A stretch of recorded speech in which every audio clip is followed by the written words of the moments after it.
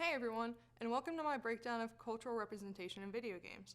I'm here to discuss portrayals used in video game media and how we may form perceptions and understandings based upon possible appropriation and stereotypes used. The games I will be focusing on are Uncharted 4, A Thief's End, Assassin's Creed 2, and Never Alone. But to begin, what is culture? In this instance, culture is defined as the aspects of societal customs, values, beliefs, traditions, art, thoughts, and behaviors. So, how is culture intertwined with games? Well, simple enough. When creating a world or universe a game takes place in, it may be influenced by cultures and geographical areas it's trying to mimic, or may even take place in a specific area, such as Madagascar. A key topic to understand is that stereotypes are formed off of assumptions and carried on through patterns and repetitions, which is a trend that is visible within the game industry and the film industry as well. If we simply have a low or no understanding of another culture or community, how strongly are our perceptions based upon the stereotypes we have been exposed to since a young age? Stereotypes can be used to build upon a narrative and a plot of a game, being used as clues rather than explaining the circumstance in a game. This lack of education and false education through stereotypes undermines the cultural significance while promoting colonistic ideology by being unaware. Not only are stereotypes troublesome, but appropriation and repetition can be as well. It is important to call out these assumptions and patterns as they can be detrimental to our understanding of one another. This is why I ask, how are different cultures and identities represented within the video game industry, and how accurate or authentic are these representations? How do we utilize these portrayals as an audience to form perspectives of others? So, I formed my own study to see how individuals around me have built perceptions of other cultures based upon video games. I should add, I'm not clear of building false perceptions myself. When the media provided to us is a little bit of limited knowledge we have of other cultures, it's only natural to imagine with the knowledge at hand. In my study, I surveyed using an online form. Participants were college age, ranging about 18 to 27 years old, from majors of animation, biochemistry, game design, film production, and some of them also weren't in college or university at all. All participants looked at the same content and were asked the same questions, such as, when thinking of a certain place, what do you think of? They were asked to take a look at a screenshot from a game that was inspired by this location or from a location, and asked if it met their expectations, and could you guess where the location was? The first location I asked what participants envisioned was Madagascar. The responses primarily focused on the 2005 DreamWorks film, forests, dense jungles, lemurs, and beaches. When presented with a screenshot from Uncharted 4, half of respondents said the image from the gameplay did not meet their expectations when they imagined Madagascar. And when asked what should be added to help support the portrayal, they suggested more greenery, animal variety, and more modern architecture. When asked if they could guess where the setting was, the most frequent response was South America. Other responses were Brazil, Haiti, India, Mexico, and one individual said they would have guessed Madagascar. The two most interesting guesses weren't location specific, but rather low income and non-American. What made you think that? Now, this next location is a little bit more interesting. For Assassin's Creed 2, the location in space and time at hand is late 1400s Italy. To help participants have a feel for this era, I clarified for them to describe the visual image they have of when they thought of Leonardo da Vinci. Individuals most commonly thought of art, inventions, little nature as a result from architectural development, churches, colors such as white, red, and gold, markets, and suffering.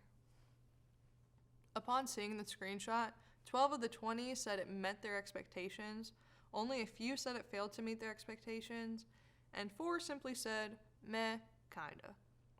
When asked what to change, suggestions included adding canals, horses, making it less depressing, and that quite simply, the paper lanterns don't feel very Italian. No, I'm only joking. That is a very valid thought, because it is what they imagined, so it's only fair. I asked for them to guess where they would imagine this place to be based upon the imagery in the screenshot. The most popular response was Italy. Another common one was somewhere in Europe, but not Italy. And then there was Tokyo and a studio in Hollywood, which yes, it was made in a studio, so thank you. But what makes this feel not Italian, but European? Next, for our last location, I was asking those participating to describe northern Alaska to me. I did give them the information that the game in reference is of a young Inupiat girl and an Arctic fox. They described wildlife, including seals, bears, moose, and wolves. They described snow, vast cold tundra that homes very small populations, and oil drilling and pipelines were mentioned as well. Of all games, Never Alone filled the visual expectations of northern Alaska or the Arctic of participants the most, with 14 of 20 agreeing with its representation, a single no, and a few kindas. When asked what to add, the consensus was trees and simply just make it night. The guesses most commonly included Alaska, northern Canada, the Arctic, Russia and Siberia, and an ice place. I think it's important to break down what makes a game feel real to us. There's a difference between accuracy and authenticity. Of these games, the most accurate is most likely Never Alone, as the game makers worked with Alaska Native elders and storytellers to tell the traditions of the Inupiat culture. But why do the other games feel like they have accurate representation? It's because they have aspects of cultural authenticity. In a paper done in 2021 by Eve Sterling and Jamie Wood, they investigated how playing historical video games affected university students' understanding of the past. They focused their analysis on how active engagement in gameplay affects perceptions of historical times and places. A general trend within the responses to our survey was the perception that accurate historical representation enhanced gameplay. Our respondents recognized that gameplay was central to their experience, but that more realistic environments led to better play. Accuracy, or at least the perception of it, thus had the potential to make the overall experience more engaging. So if something's perceived to be accurate, it begins to feel more realistic and engaging to players, even if it's not entirely accurate. Authenticity can exist without accuracy. As long as it feels real, it will feel as such. And it's important to realize when games feel real to us and what makes them feel this way.